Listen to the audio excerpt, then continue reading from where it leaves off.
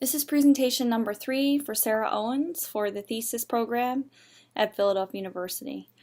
This week we started focusing on the specifics of the outline that will be the basis for the final paper.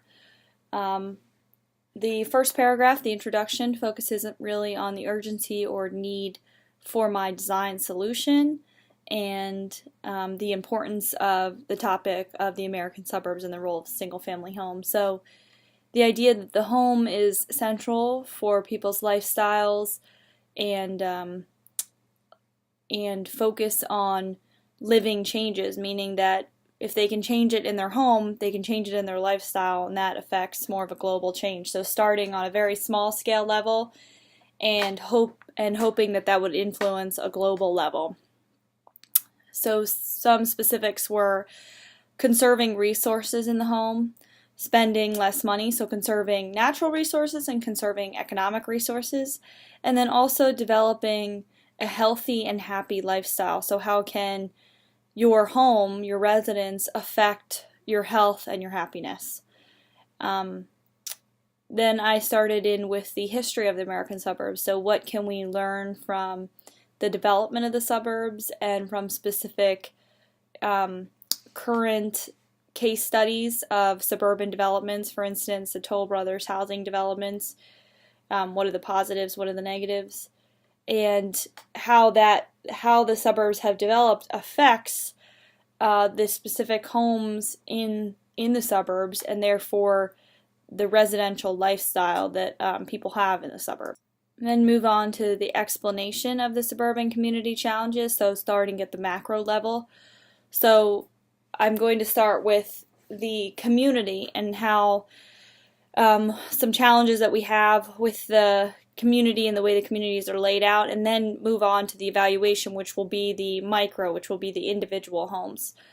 So as far as overall community challenges, one thing to be aware of was this idea of open space and how local ordinances can affect open space, zoning, etc.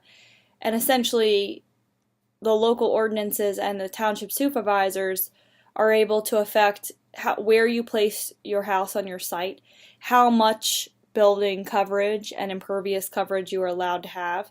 Do you have to make up for your building and impervious coverage in the means of stormwater management? So studying all of these specific ordinances and then, what are the challenges with them? What are the effects of the ordinances in different townships? And then also speaking about the on-site systems, that people are required to have versus street side systems. So for instance, if sewer and water are provided, you are required to then tap into sewer and water. How are communities that have these sources versus communities where people manage their own sewer and water on site different? What are the different challenges with that? What are the different positives with that? What are the different energy resource conservation techniques?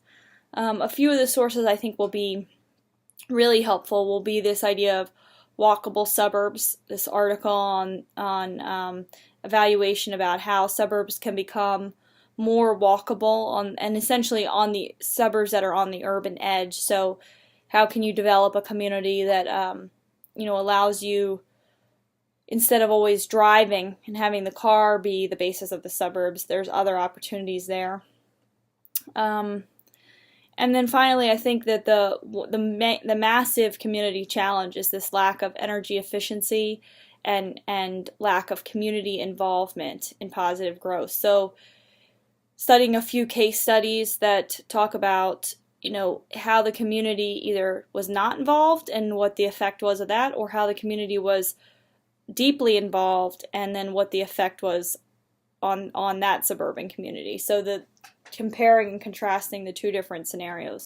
The evaluation will focus on the micro, the single-family home itself, and essentially the ideas of budget, house size, aspects of the budget, systems, materials, site, assuming that we are building a home from scratch.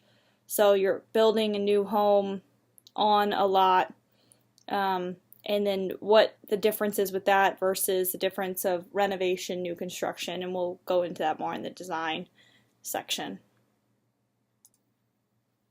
So my design solution for the single family home will be focused on creating guidelines, benchmarks, and then the 4 categories of positive sustainable design and growth, so experience, behaviors, cultural, and systems, and then studying renovation versus new construction.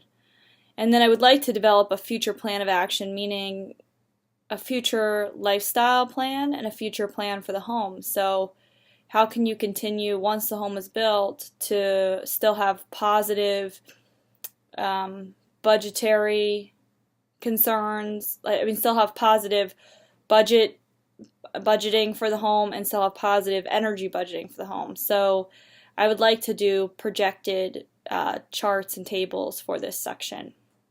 Specifically, I think I would like to focus on creating a new single-family home that is compact, affordable, and would be built on an existing site, a larger suburban site, where there's already a historic home present. It would be built on a ruin that's on the site, and it would provide not only energy and water management for its own new home, but also energy and water management for the existing home. So you're building a new home that services not only itself, but the other home on the site. So you're improving the overall site conditions. And then I would also like to do some landscaping, site changes that would help to manage water, stormwater management, and then also help to potentially help the house to be off-grid. So generating its own energy, generating some water storage of its own, so you're not necessarily using the public water. Currently the house is on public water and sewer, so how those challenges affect the at different times of the year the house and the cost of those things. So that's kind of where I'm headed now, and so my design deliverable at the end will be this design of a single family home, and then also a site design and a study of the local ordinances. So essentially studying the local ordinances and maybe doing some effective changes to those ordinances that would be positive changes in the community in terms of water management, energy, etc. Thank you.